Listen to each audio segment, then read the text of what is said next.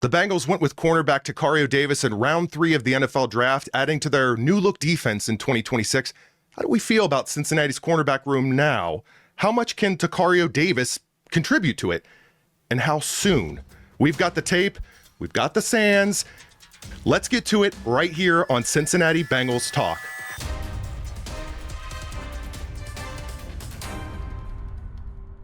I'm Andrew Fox-Miller. He's Mike Santagata. I made a point to pronounce your name correctly to our viewers, Mike, clarifying that it's not Santagata. And they made sure, by the way, I don't know if you've seen this, Mike, they made sure to respond. Here's one. Mike Santa Maria is a pretty good football analyst, says one viewer. Another said, I think Carlos Santagata is a fine addition. Another one, I like Mike Santana, says another viewer. Some parallel thinking between those two, different results. It's got to feel good, Mike, getting all this support as people butcher your surname. Yeah, but they're not actually butchering it. They're just using the wrong name. It's a little different. They're not mispronouncing it. They're just not using the right name. It's great. It's like if I had a page, all the nicknames, it would just be Carlos Santana. We're gonna compile them. We're just gonna keep adding them and stacking them. Well, look, Mike Santa Maria is a good football analyst, and we could use some analysis on Tacario Davis, Mike. We recently reviewed some film of the Bengals' second-round pick, Cassius Howe, who didn't exactly fit the physical mold of what the Bengals typically offer or go after in their linemen. Tacario Davis, at cornerback, one of the biggest takeaways from his draft profile, unique size, his measurables.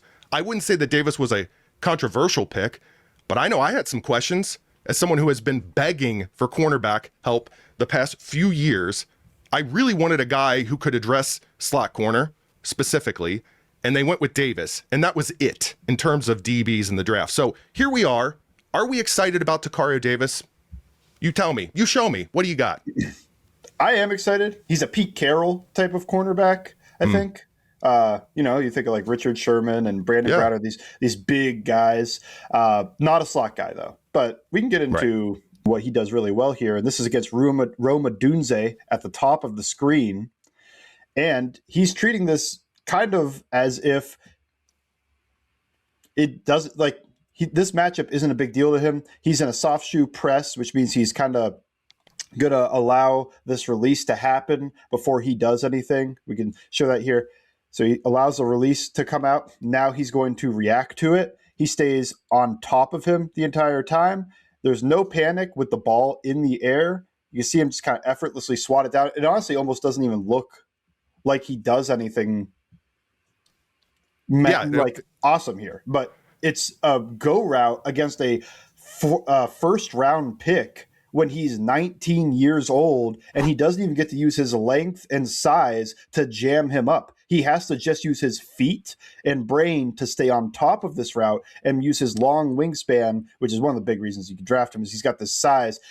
That ball in the air, you think of it from fingertip to fingertip, how long he is gives him such a bigger window to knock that stuff down. You think of catch radius, this is kind of pass breakup radius on Tacario Davis.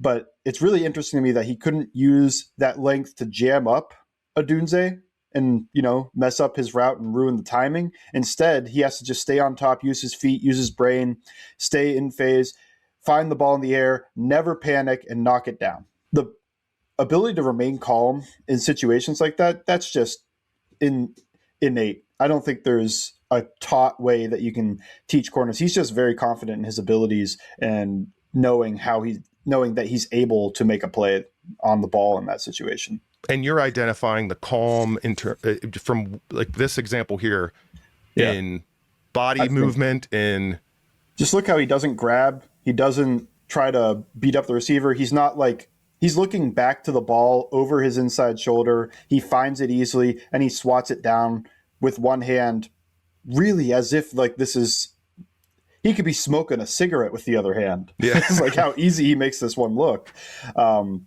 That's what I mean is just you don't see at any point he's grabbing the receiver. He's looking at the receiver.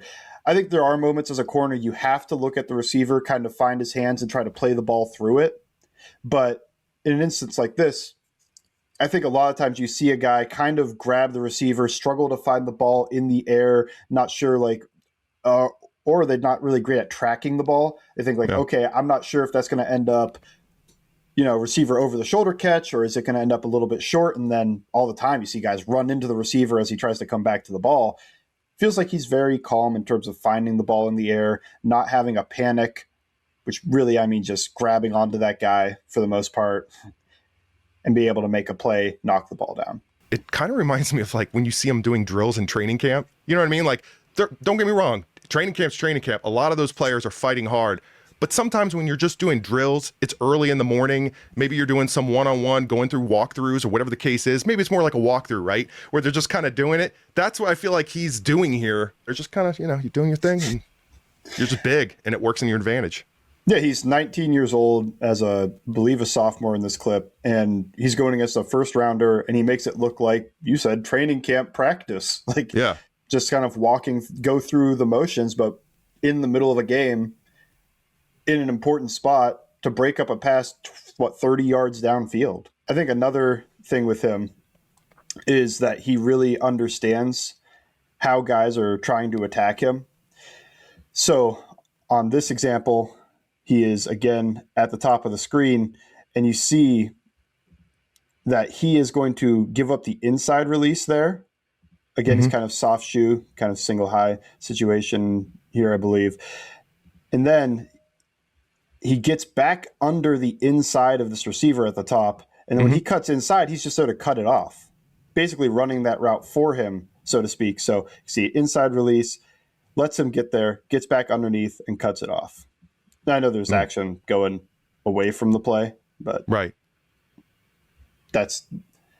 We're not watching those guys. We're watching the man up top there. So you see him inside, cut that route off, make it so that he's just not a viable solution at the top of the screen. That's when he's a little older. I think some of this route recognition stuff happens more so when you get to that age, when you have seen more and more of this stuff, but it kind of plays into some of his other stuff too, where you saw that last clip, he's kind of making things look, again, I think this looks easy for him. Like he's beat on that inside release. You see some guys really struggle and try to get back and, just want to get back to the outside there and want to play want to be able to drive down that inside portion.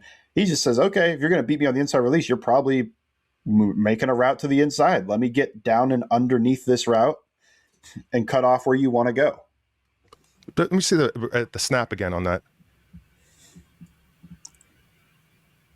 Okay, so again, sort of he's kind of forcing coverage. that inside release. It is soft coverage. It's not so much that he's smoked on this release or anything, but I do think that receiver has a step on him in this moment. And again, there's like no panic. He's not worried about anything. And once that receiver cuts inside, he's just right there. Yeah.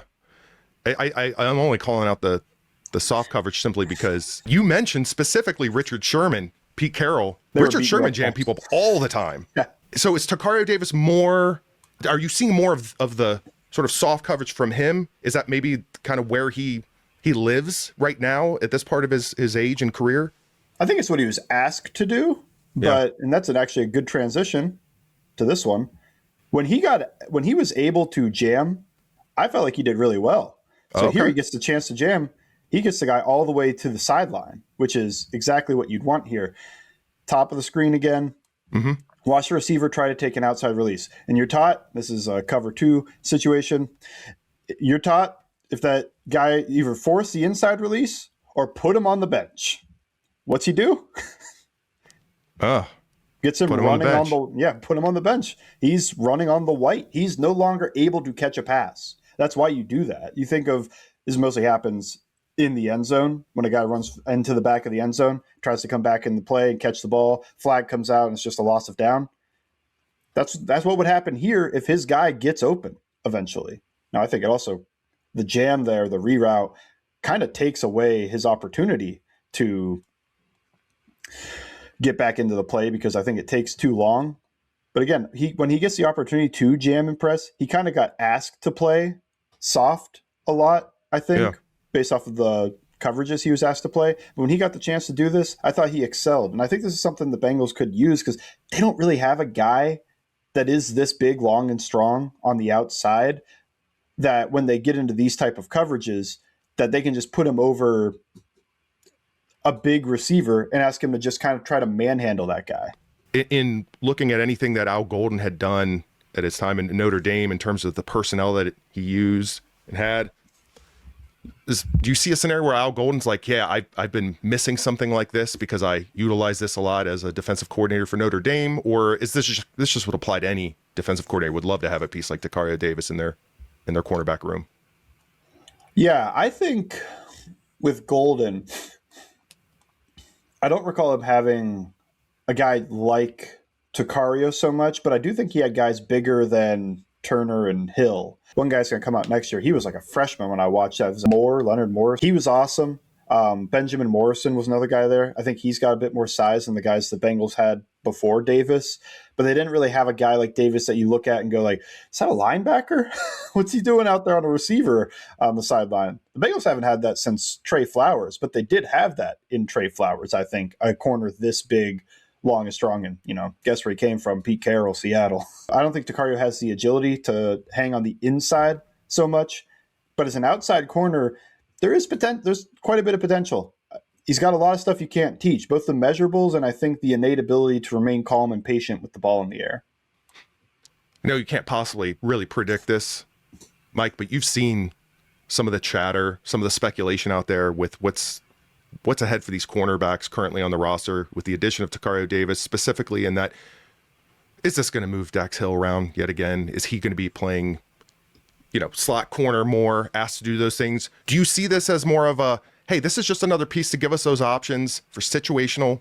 Do you see this as a way of pushing Dax Hill into playing slot more, or are you hoping that he's going to continue what we saw in 2025 season, Dax Hill? The best outcome for Davis means that Dax Hill is going to go back inside to the slot when they get in nickel personnel. Yeah. Because he's the only guy I think that can do it out of the three guys there.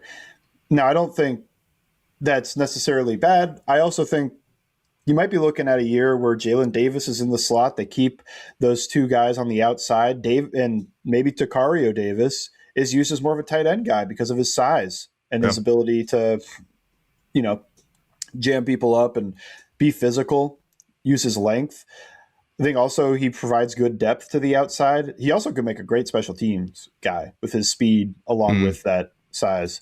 But yeah, I think his best outcome means that Dax Hill goes back to the inside. And that does include multiple years from now if they sign both Hill and Turner. If Davis grows into that starting role, again, Hill's the only guy that can go to the inside. So it would mean moving Dax Hill around again.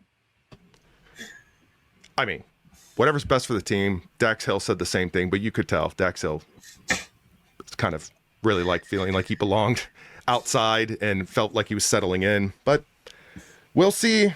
Hoping for the best. I'm not going to use the word sold. It's not like I need to be sold on Tacario Davis, but seeing this, I'm encouraged. I think there's some things to be excited about. I don't know that he's going to be jumping out, highlight reel his rookie year frequently, but I think from what I'm seeing here, this seems like the type of player that is going to do a lot that you might not see in terms of taking a player out of the play itself that he's covering. And I do think there will be moments just from sheer size alone and just raw talent, potential ceiling, that I think he'll have some flashes, some splash plays that'll jump out when you least expect it. And sign me up. I'm cool with that. I'm good with that. Yeah. At the very worst, he provides depth and a piece that they don't have. And at the best, you found a guy that can hang on the outside for in the third round. He's Mike Santagata. Check out everything that he's written on BengalsTalk.com. There's an article about this very topic in Tacario Davis. It's out there. I looked over it before we did this video. We've got other videos out there. We recently talked about Cassius Howe, second-round pick from the Bengals. Dexter Lawrence, if you've ever heard of him, went over some tape on Dexter Lawrence on his 2025 season with the Giants. It's all out there. Maybe I should make a playlist for it or something. It's kind of gotten to that point. Look at us all established, Mike.